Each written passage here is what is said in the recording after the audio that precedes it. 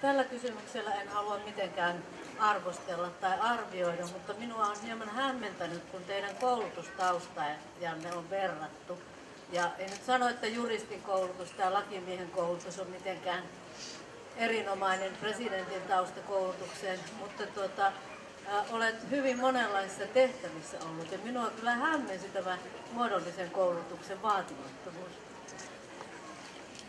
Kiitos, nämä on hyviä kysymyksiä ja minusta on tärkeää, että ihmiset vertaa näitäkin asioita. Jossakin vaalikoneessa kysyttiin, että onko tärkeää se, minkälainen koulutus presidentillä on, ja siihen vastasin, että periaatteessa presidentiksi, niin kuin politiikkaankin, voi nousta mistä taustasta tahansa. Että voi olla työväen luokasta ja työntekijä ja sitten pätevöityä ajoittain, niin kuin Suomen historiassa on tapahtunutkin, että kaikilla presidentillä ei ole yhtäläistä koulutusta. Oma korkeakoulutaustani on aika vaatimaton, olen valtiotieteilijä, sinne päässyt aikanaan ja sitten omassa elämässäni tulivat monenlaiset vaiheet.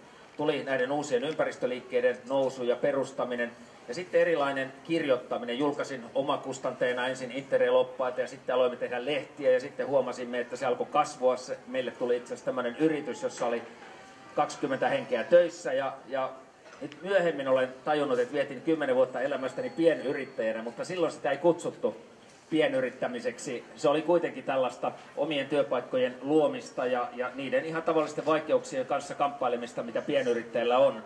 Millä tavalla rahoitetaan uudet investoinnit ja miten työntekijöiden eduista pidetään kiinni ja saadaan kaikille palkat maksettua ja näin poispäin. Ja olen sitten ajatellut, että ehkä tämä yritystausta on tuonut jotain sellaista, joka taas politiikankin kentällä on hyödyllistä, mutta en tietysti sillä voi mitenkään kehua, että tämä muodollinen tutkinto puuttuu. Ehkä siinä vaiheessa sitten, kun Helsingin yliopisto pyysi minua luennoitsijaksi ja olen noin 10 vuotta siellä luennoinut englanniksi kansainvälisestä ympäristöpolitiikasta ja olen aika monia opiskelijoita auttanut myöskin heidän gradujaan tekemään, niin on tietysti vähän naurattanut tämä tilanne, että itselläni ei ole muodollista pätevyyttä, mutta aika monta opiskelijaa olen voinut auttaa sitten eteenpäin tiellään, että tälläkin tavalla ihmiset voivat pätevöityä käytännön työn ja tehtävien kautta ja omat työni tosiaan ovat olleet näissä kansainvälisissä tehtävissä ja tuolla maailman kriisialueella tietysti ei ihmisiltä kysytä sitä niitä koulutuspapereita ensimmäisenä, vaan sitä voisi sanoa